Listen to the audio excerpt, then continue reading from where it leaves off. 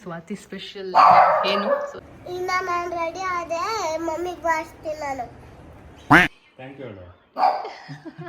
ಏನಾಯ್ತು ಹೇಳು ಅಂದ್ರೆ ಇಲ್ಲ ನಮ್ಮ ತಮ್ಮ ನಮ್ಮಮ್ಮ ಇಬ್ಬರೇ ಇರೋದು ಮನೇಲಿ ಅಪ್ಪ ಜೊತೆ. ಹೋಗಿ ನೋಡ್ತೀವಿ ಅಪ್ಪ ರೂಮಲ್ಲಿ.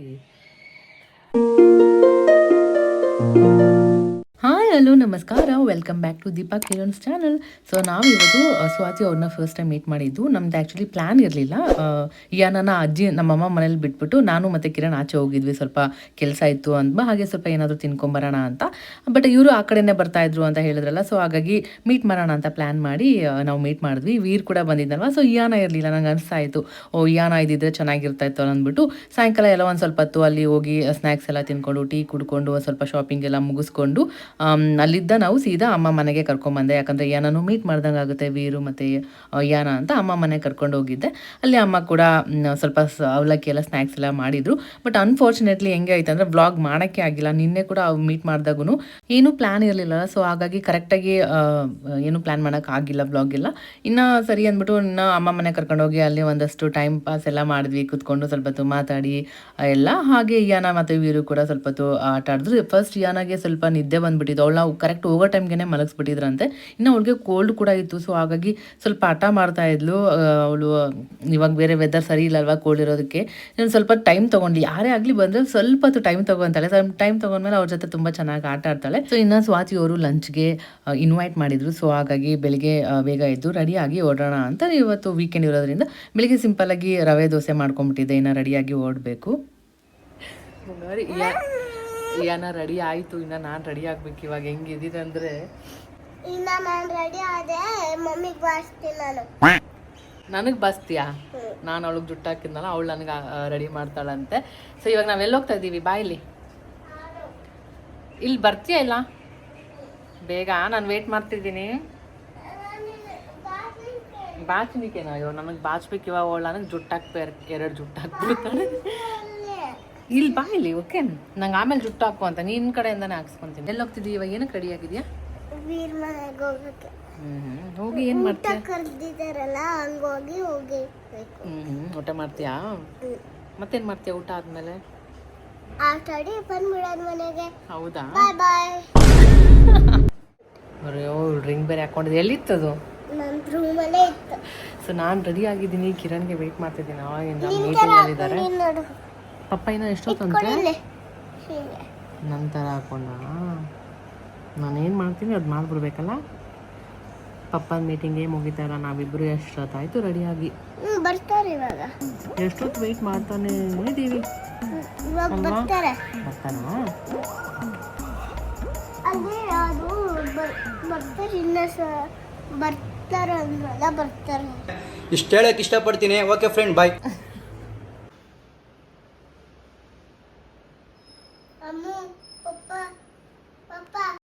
20 minutes later.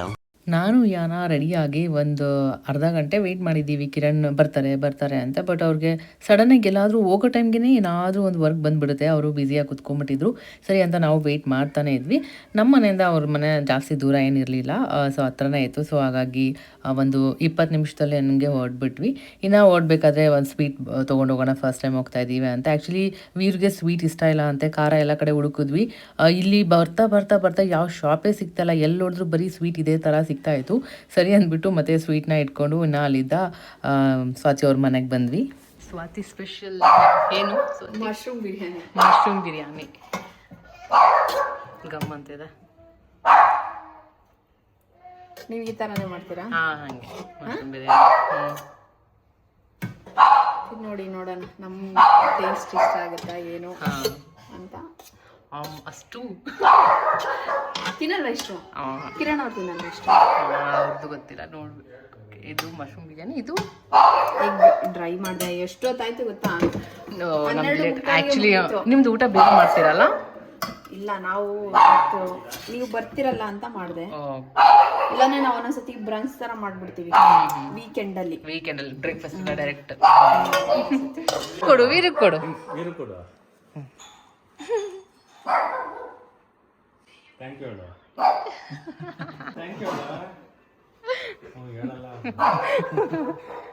ಕಾರ್ಗಳು ಮಾಡಿ ಖಾರದ್ ಮಾಡಿ ಏನ ಕೂಡ ಆ ಕಡೆ ತಿರ್ಕೊ ಅವಳ ಕಡೆ ಅವಳೊಂದು ನೀನೊಂದು ಕೆಳಗಿಟ್ಬಿಡು ಕೆಳಗಿಟ್ಬಿಡು ಅವಳೊಂದು ಮಾಡ್ತಾಳೆ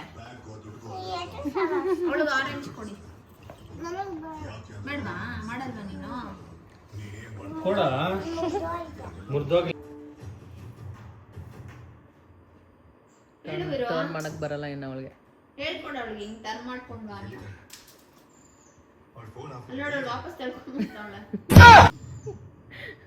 ಕಾಫಿ ಕಾಫಿ ಬರಲ್ಲ ಏನು ನಿಂಗೆ ಬರುತ್ತೆ ಕಾಫಿ ಹೇಳ್ತಿದ್ದಲ್ಲ ಹಾಲು ಹಾಕಿ ಬಂದಿದ್ದೀನಿ ಬಾಯ್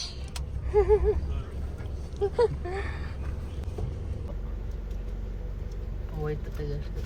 ಒಳ್ಳೆ ಆಯ್ತಲ್ಲ.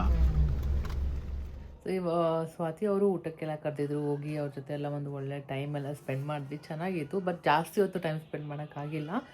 ಆ್ಯಕ್ಚುಲಿ ನಮ್ಮ ದೊಡ್ಡಮ್ಮ ಅವ್ರಿಗೆ ಆಲ್ಮೋಸ್ಟ್ ಒಂದು ವರ್ಷದಿಂದ ಹುಷಾರಿಲ್ಲ, ಹಾಸ್ಪಿಟ್ಲ್ ಹಂಗೆ ಹಿಂಗೆ ಅಂತಲೇ ಆಗಿತ್ತು. ಬಟ್ ಈ ಒಂದು ವಾರದಿಂದ ಸ್ವಲ್ಪ ಸೀರಿಯಸ್ ಆಗಿಬಿಟ್ಟಿತ್ತು, ಹಾಸ್ಪಿಟ್ಲಲ್ಲೇ ಇದ್ದರು. ಆ್ಯಂಡ್ ಊಟ ಸೇರ್ತಾ ಇರಲಿಲ್ಲ, ಊಟ ಮಾಡೋಕ್ಕಾಗ್ತಾ ಇರಲಿಲ್ಲ, ಪೈಪೆಲ್ಲ ಹಾಕಿ ಅದರಿಂದ ಇದ್ದಿದ್ದು. ಸೊ ಹಂಗಿದ್ದಾಗ ಸ್ವಲ್ಪ ಸೀರಿಯಸ್ಸೇ ಆಗಿಬಿಟ್ಟಿತ್ತು. ಸೊ ಒಂದು ವಾರದಿಂದ ಹಾಸ್ಪಿಟ್ಲಲ್ಲಿ ಇದ್ದರು, ಸೀರಿಯಸ್ ಆಗೇ ಇತ್ತು. ಸೊ ಇದಕ್ಕೂ ಮುಂಚೆ ನಾವು ಎಲ್ಲ ಒಂದ್ಸರಿ ಹೋಗಿ ಹಾಸ್ಪಿಟ್ಲಲ್ಲಿ ಮಾತಾಡ್ಸ್ಕೊಂಡು ಅವ್ರ ಹತ್ರ ಎಲ್ಲ ಬಂದಿದ್ವಿ. ಬ್ಯಾಂಗ್ಳೂರೆಲ್ಲ ಎಷ್ಟೊಂದು ಮನ್ಸೆಲ್ಲ ಇದ್ದರು, ಹಂಗೆಲ್ಲ ಮಾತಾಡಿಸಿ ಎಲ್ಲ ಆಗಿತ್ತು ಆವಾಗ. ಬಟ್ ಈ ಒಂದು ವಾರದಲ್ಲಿ ಸ್ವಲ್ಪ ಸೀರಿಯಸ್ ಇತ್ತು. ಇನ್ನೇನು ಸ್ವಾತಿ ಅವ್ರ ಮನೆಯಿಂದೆಲ್ಲ ಮುಗಿಸ್ಕೊಂಡು ಬರ್ತಾ ಇದ್ದೀವಿ. ಬರಬೇಕಾದ್ರೆ ಕಾಲ್ ಬಂತು, ಈ ಥರ ನಮ್ಮ ತಮ್ಮ ಫೋನ್ ಮಾಡಿ ಹೇಳ್ದ ಫಸ್ಟು, ಹಿಂಗೆ ದೊಡ್ಡಮ್ಮ ಇಲ್ಲ ಅಂತ. ಅವಾಗಿಂದ ಒಂಥರ ಬ್ಲ್ಯಾಂಕ್ ಆಗಿಬಿಡ್ತು. ಆ್ಯಕ್ಚುಲಿ ಹೆಂಗಾಯ್ತು ಅಂದರೆ ಅದು ಹೆಂಗಿರುತ್ತೆ ಇದೆಲ್ಲ ಫೇಸ್ ಮಾಡೋಕ್ಕೆ ಭಾಳ ಅಂದರೆ ಭಾಳ ಕಷ್ಟ. ನನಗೆ ನಮ್ಮ ಅಪ್ಪ ಅವ್ರದ್ದು ಆಗಿದಾಗ ನನಗೆ ನೆನಪಿದೆ, ಇನ್ನೂ November 1st, 2019 ಅವತ್ತಿನ ದಿನ ನಾನು ಆಫೀಸಿಂದ ಮನೆಗೆ ಬರ್ತೀನಿ. ಆ್ಯಕ್ಚುಲಿ ಅವತ್ತಿನ ದಿನ ಫ್ರೈಡೇ ಇರುತ್ತೆ ಅವತ್ತು ನಾನು ಆಫೀಸ್ ಮುಗಿಸ್ಕೊಂಡು ಇನ್ನೇನು ಅಪ್ಪ ನನ್ನ ಕನ್ಸಲ್ಲಿ ಬಂದಿರ್ತಾರೆ ಅವತ್ತಿನ ದಿನ, ಹಿಂದೆ ದಿನ, ಏನು ದೀಪ ನನ್ನ ನೋಡೋಕ್ಕೆ ಬರ್ತಾ ಇಲ್ಲ ನೀನು ಅಂತ. ಆವಾಗ ನಾವು ಅಮ್ಮ ಯಾವಾಗ 1.5 or 2 hours ಅಷ್ಟೇ ನೈಸ್ ರೋಡಿಂದ. ಅವ್ರು ಆ ಕಡೆ ಸ್ಟಾರ್ಟಿಂಗಲ್ಲಿದ್ದರು, ನಾವು ಈ ಕಡೆ ಎಂಡಿಂಗಲ್ಲಿದ್ವಿ. ಸೊ ಆವಾಗ ಅನಿಸ್ತಾಯಿತ್ತು, ಕನ್ಸಲ್ಲಿ ಬಂದಿತ್ತು. ಆವಾಗ ನಮ್ಮ ಅಪ್ಪಗೂ ಕೂಡ ಸ್ವಲ್ಪ ಹಾಸ್ಪಿಟ್ಲು ಹಂಗೆ ಹಿಂಗೆ ಅಂತೆಲ್ಲ ಸೀರಿಯಸ್ ಆಗಿ ಇದ್ದಿದ್ದು, ಹಂಗೆಲ್ಲ ನಡೀತಾ ಇತ್ತು. ನಂಗೆ ಕನ್ಸಲ್ಲಿ ಬಂದಿದ್ರಲ್ಲ, ಕಿರಣ್ಗೆ ಹೇಳಿದೆ ಇವತ್ತು ಹೋಗ್ಬಿಡೋಣ ಕಿರಣ್ ಅಂತ. ಅವತ್ತು ಅವ್ರ ಕನ್ನಡ ರಾಜ್ಯೋತ್ಸವ ಎಲ್ಲ ಆಯಿತು, ಆಫೀಸಲ್ಲೆಲ್ಲ ಮುಗಿಸ್ಕೊಂಡು ಇನ್ನೇನು ಮನೆಗೆ ಹೋಗಿ ನೈಟ್ ಬಿಟ್ಬಿಡೋಣ ಅಂತ ಅಂದ್ಕೊಂಡಿದ್ದು ನಾವು. ನಂದು 9 o'clock ಹಂಗೇನೋ 8 o'clock ಹಂಗೆ ಆಫೀಸ್ ಎಲ್ಲ ಮುಗೀತು. ಇನ್ನೇನು ಮನೆ ಹತ್ರ ಬಂದ್ವಿ, ಮನೆ ಇನ್ನೇನು ರೀಚ್ ಆಗ್ತಿದ್ವಿ. ಆವಾಗ ಕಾಲ್ ಹೊಂದಿದ್ದು, ನಮ್ಮ ತಮ್ಮ ಫೋನ್ ಮಾಡ್ದ, ದೀಪ ಬೇಗ ಬಂದ್ಬಿಡಿ ಮನೆಗೆ ಅಂತ. ಏನಾಯಿತು ಸೀರಿಯಸ್ಸಾ ಏನು ಅಂತ. ನಮ್ಮ ತಂಗಿನೂ ಅವಳದು ಬೇರೆ ಆಫೀಸ್ ಇತ್ತು ಬೇರೆ ಕಡೆ, ಅವಳು ಅಲ್ಲಿ ಕಾಲ್ ಮಾಡಿ ಹೇಳಿದ ತಕ್ಷಣ ಅವಳು ಎಮರ್ಜೆನ್ಸಿ ಅಂದ್ಬಿಟ್ಟು ಅವಳು ಬೇಗ ಕ್ಯಾಬಲ್ಲಿ ಬಂದಿದ್ದು. ನನಗೆ ನಮ್ಮ ತಮ್ಮ ಏನಾಯಿತು ಹೇಳು ಅಂದರೆ, ಇಲ್ಲ ನಮ್ಮ ತಮ್ಮ ನಮ್ಮಮ್ಮ ಇಬ್ಬರೇ ಇರೋದು ಮನೇಲಿ ಅಪ್ಪ ಜೊತೆ. ಸೊ ನಮ್ಮ ಬಾಡಿಗೆ ಮನೆ ಇತ್ತಲ್ಲ, ಅಲ್ಲಿ ನೀವು ನೋಡಿದ್ರೆ ಗೊತ್ತಿರುತ್ತೆ, ಅಲ್ಲಿದ್ದಿದ್ದು. ಅವಾಗ ಕಾಲ್ ಬರೋಕ್ಕೆ ಸ್ಟಾರ್ಟ್ ಆಯಿತು, ಏನು ಹಿಂಗೆ ಹೇಳ್ತಿದ್ದಾರೆ. ನಾನು ಹೇಳಿದೆ, ಮಂಜು ಎಮರ್ಜೆನ್ಸಿ ಇದ್ದರೆ ಬೇಗ ಆ್ಯಂಬುಲೆನ್ಸ್ ಕಾಲ್ ಮಾಡಿಬಿಡು ಹಂಗೆ ಹಿಂಗೆ ಅಂತ. ಸರಿ ಎಲ್ಲ ಆ್ಯಂಬುಲೆನ್ಸ್ ಎಲ್ಲ ಕಾಲ್ ಮಾಡಿದೆ, ನೀವು ಫಸ್ಟ್ ಬೇಗ ಬನ್ನಿ ಅಂತ. ನಾನು ಮನೆಗೂ ಹೋಗಿಲ್ಲ, ಹಂಗೆ ಕಾರ್ ತಿರ್ಸ್ಕೊಂಡು ಹಂಗೆ ನಾವು ರಿಟರ್ನ್ ಅಮ್ಮ ಮನೆ ಕಡೆ ಹಂಗೆ ಹೋಗ್ಬಿಟ್ವಿ ನೈಸ್ ರೋಡಿಂದ. ಹೆಂಗೆ ಒಂದೇ ಉಸಿರಲ್ಲಿ ಹೊಡೆದಿರೋದು ಹಂಗಿದೆ, ಯಾವಾಗ ರೀಚ್ ಆಗುತ್ತೋ ಯಾವಾಗ ಹೋಗ್ತೀನೋ ಅನ್ನೋ ಥರ ಇತ್ತು. ಓಕೆ, ಏನೋ ಒಂಥರ ಸೆನ್ಸ್ ಅಂತಾರೋ ಚೆನ್ನಾಗಿರ್ತಾ ಇರಲಿಲ್ಲ. ನಮ್ಮ ತಮ್ಮ ಕರೆಕ್ಟಾಗಿ ಏನು ಹೇಳ್ತಾ ಇರಲಿಲ್ಲ, ನೀವು ಸುಮ್ಮನೆ ಬೇಗ ಬನ್ನಿ ಅಷ್ಟೇ ಹೇಳ್ತಿದ್ದಾನೆ. ಏನು ಹೇಳು ಆ್ಯಂಬುಲೆನ್ಸ್ಗೆ ಹೋಗಿ ಏನು ಹೇಳ್ತಾ ಇರಲಿಲ್ಲ. ಯಾವಾಗ ರೀಚ್ ಆಗಿದ್ದೀವೋ ಅಂತ ಅಷ್ಟು ಬೇಗ ಹೋಗಿದ್ದು. ಅದು ಮರೆಯೋಕ್ಕೆ ಆಗಲ್ಲ ಬಿಡಿ ಅಪ್ಪ, ಎಕ್ಸ್ಪೀರಿಯನ್ಸ್ ಮಾತ್ರ ಲೈಫಲ್ಲಿ ಮರೆಯೋಕ್ಕಾಗಲ್ಲ. ಸೊ ಹಂಗಿದ್ದಂಗೆ ಮನೆಗೆ ಹೋಗಿ ನೋಡ್ತೀವಿ, ಮನೆ ಆಚೆ ಎಲ್ಲರೂ ಸ್ವಲ್ಪ ರಿಲೇಟಿವ್ಸ್ ಎಲ್ಲ ಇರೋರು ಮತ್ತು ಗೊತ್ತಿರೋರು ಎಲ್ಲ, ನಮ್ಮ ತಮ್ಮ ಫ್ರೆಂಡ್ಸು ಎಲ್ಲರೂ ಆಚೆ ಬಂದು ನಿಂತಿದ್ದಾರೆ. ಏನಿದು ಏನಂತ ಸಡನ್ನಾಗಿ ಒಳಗಡೆ ಹೋಗಿ ನೋಡ್ತೀವಿ, ಅಪ್ಪ ರೂಮಲ್ಲಿ ಮಲ್ಕೊಂಡಿದ್ರು. ಇಲ್ಲ ಅಷ್ಟೇ, ಒಂದು ಲಾಸ್ಟ್ ಅವ್ರ ಜೊತೆ ಮಾತಾಡೋಕ್ಕೂ ಆಗಿಲ್ಲ ನಮಗೆ. ಆ ಒಂದು ಮೂಮೆಂಟ್ ಮಾತ್ರ ಲೈಫಲ್ಲಿ ನಿಜ ಮರೆಯೋಕ್ಕಾಗಲ್ಲ. ಇದನ್ನೆಲ್ಲ ಹೆಂಗೆ ಫೇಸ್ ಮಾಡಿದೆ ನಾನು ಅಂತೆಲ್ಲ ಅನಿಸ್ತಾ ಇತ್ತು. ಕೆಳಗಡೆ ಅದು ಮಲ್ಕೊಂಡಿದ್ದು ನೋಡಿದ್ರೇ ಅದೆಲ್ಲ ನಿಜನ ಏನೂ ಗೊತ್ತಿಲ್ಲ, ಬ್ಲ್ಯಾಂಕ್ ಆಗ್ತಿತ್ತು. ಕೊನೆಗೂ ಅವ್ರ ಹತ್ರ ಒಂದು ಸ್ವಲ್ಪ ಮಾತಾಡೋಕ್ಕಾಗಿಲ್ಲಲ್ಲ ಅಂತೆಲ್ಲ ಅನಿಸ್ತಾ ಇತ್ತು. ಕನ್ಸಲ್ಲಿ ಬಂದು ಹೇಳಿದ್ದು ಏನು ನನ್ನ ನೋಡೋಕ್ಕೆ ಬಂದಿಲ್ಲಲ್ಲ ಅಂತೆಲ್ಲ.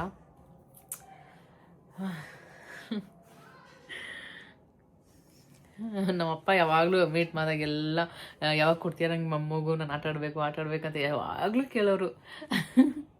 ಇಂಥ ಮುದ್ದು ಮೊಮ್ಮಗು ಬಂದಿದೆ ಇವಾಗ, ಅವರೇ ಇಲ್ಲ ಹಿಂಗೆ. ಸೊ ಹಿಂಗೆ ಯಾವಾಗ ನಾವು ಯಾರನ್ನ ಹಚ್ಕೋಬೇಕು ಏನೂ ಗೊತ್ತೇ ಆಗಲ್ಲ. ಯಾವಾಗ ಲೈಫಲ್ಲಿ ಮಲ್ಕೊಂಡ್ರ ಯಾವಾಗ ಲೈಫಲ್ಲಿ ಯಾರು ಹೆಂಗೆ ನಮ್ಮನ್ನ ಬಿಟ್ಟು ಹೋಗ್ಬಿಡ್ತಾರೆ ಅಂತಲೂ ಹೇಳೋಕ್ಕಾಗಲ್ಲ. ಸೊ ನಮ್ಮ ದೊಡ್ಡಮ್ಮ ಕೂಡ ಸಡನ್ನಾಗಿ ಕಾಲ್ ಬಂದು, ಇದು ಕೂಡ ಹಂಗೆ ಸಡನ್ನಾಗಿ ಅಲ್ಲಿದ್ದ ಅವ್ರ ಮನೆ ಲಂಚ್ ಮುಗಿಸ್ಕೊಂಡು ಹಂಗೆ ಬಂದು ಹಂಗೆ ಬೇಗ ಪ್ಯಾಕಿಂಗ್ ಎಲ್ಲ ಮುಗಿಸ್ಕೊಂಡು ಬಟ್ಟೆ ಇವಳ್ದು ಎಲ್ಲ ಇಟ್ಕೊಂಡು ಏನೇನು ಬೇಕು ಹಂಗೆ ಸಡನ್ನಾಗಿ ನಾನು, ನಮ್ಮಮ್ಮ, ತಮ್ಮ ಕಿರಣ್ ಮತ್ತು ನಮ್ಮ ಕಸಿನ್ ನಯ್ಯಾನ, ನನ್ನ ತಂಗಿ, ಸೊ ಇಷ್ಟು ಜನ ಎಲ್ಲರೂ ಒಟ್ಟಿಗೆ ಬೇಗ ಹೊರಡ್ವಿ. ಆದ್ರೆ ಪಾರ್ವತಿ ಬರ್ಲಿಲ್ಲ ಇಲ್ಲಿಗೆ. ರಿಟರ್ನ್ ಬರಬೇಕಾದ್ರೆ ಅಮ್ಮ ಅಲ್ಲೇ ಉಳ್ಕೊಂಡ್ರು. ಇವಳು ಹಂಗೆ ಹೋಗಿ ಇವಳ ಕರ್ಕೊಂಡು ಹೋಗಿದ್ದೀನಿ ಅಲ್ಲ ಊರಿಗೆ. ಇವಳಿಗೆ ಕ್ವಶನ್ ಯಾಕೆ ಹೆಂಗೆ ಮಲ್ಕೊಂಡಿದ್ದಾರೆ ಅಂತ ಎಲ್ಲ, ಯಾಕಲ್ಲಿ ದೊಡ್ಡವ್ರು ಆಗ್ತಾ ಆಗ್ತಾ ಆಗ್ತಾ ಆಗ್ತಾ ಹಂಗಾಗ್ಬಿಟ್ಟಿರ್ತಾರೆ. ಏನಾಗಿದೆ ದೊಡ್ಡವ್ರು ಆಗ್ತಾ ಬಿದ್ದೋಗ್ಬಿಡ್ತಾರೆ. ಹೌದಾ, ಎಲ್ಲಿ ಹೋಗ್ಬಿಡ್ತಾರೆ? ದೊಡ್ಡವ್ರು ಆಗ್ತಾ ಆಗ್ತಾ ಆಗ್ತಾ ಬಿದ್ದೋಗ್ಬಿಡ್ತಾರೆ. ಬಿದ್ದೋಗಿ ಏನಾಗುತ್ತೆ, ಎಲ್ಲಿ ಹೋಗ್ತಾರೆ? ಎಲ್ಲಿಲ್ಲ, ಮಲ್ಕೊಂಡಿರ್ತಾರೆ, ಹೆಂಗ್ ಹೋಗ್ತಾರೆ? ಹೌದಾ, ಮಲ್ಕೊಂಡೇ ಇರ್ತಾರಾ?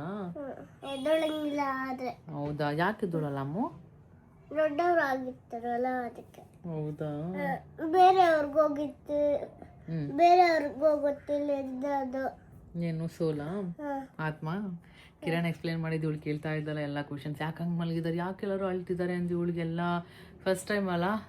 ಸೊ ಅದಕ್ಕೆ ಇವ್ನಿಗೆ ಹೇಳಿರೋದು. ಈ ಡ್ರೆಸ್ ಇರ್ಲಿಲ್ಲ, ಅವಾಗ ಬೇರೆ ಡ್ರೆಸ್ ಇತ್ತು. ಅವಾಗ ಯಾವ ಡ್ರೆಸ್ ಇತ್ತು ಮಮ್ಮಿ? ಅದು ಇತ್ತು, ಗೊತ್ತಿಲ್ಲ ನಿಮ್ಮದು, ಬೇರೆದು ಹಾಕೊಂಡಿದ್ದೆ. ಸೊ ಲೈಫ್ ಹೆಂಗಲ್ವಾ, ಪ್ರಿಡಿಕ್ಟ್ ಮಾಡೋಕ್ಕಾಗಲ್ಲ, ಯಾವಾಗ ಏನಾಗುತ್ತೋ ಏನೂ ಗೊತ್ತಿಲ್ಲ. ಸೊ ಅದಕ್ಕೆ ಇರೋಷ್ಟು ದಿನ ನಿಮ್ಗೇನು ಖುಷಿ ಕೊಡುತ್ತೆ, ನಿಮ್ಗೇನು ಅನಿಸುತ್ತೆ, ನಿಮ್ಗೆ ಇಷ್ಟ ಬಂದಿದ್ದು ಮಾಡಿಕೊಂಡು ಲೈಫ್ನ ನೋಡಿ.